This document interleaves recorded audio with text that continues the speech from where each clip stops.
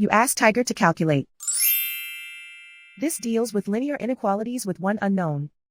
The final result is n equal or greater than 8. Let's solve it step by step. Group all constants on the right side of the inequality.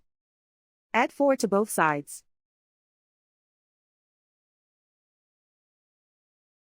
Group like terms.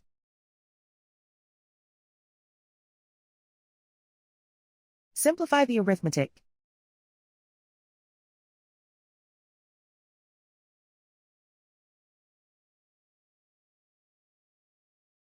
Isolate the n. Multiply both sides by 2.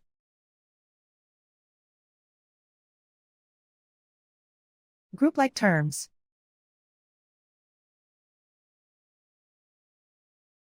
Multiply the coefficients.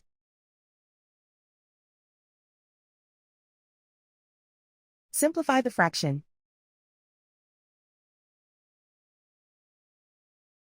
Simplify the arithmetic.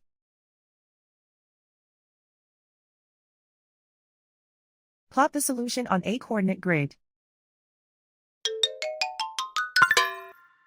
And so the final result is n equal or greater than 8.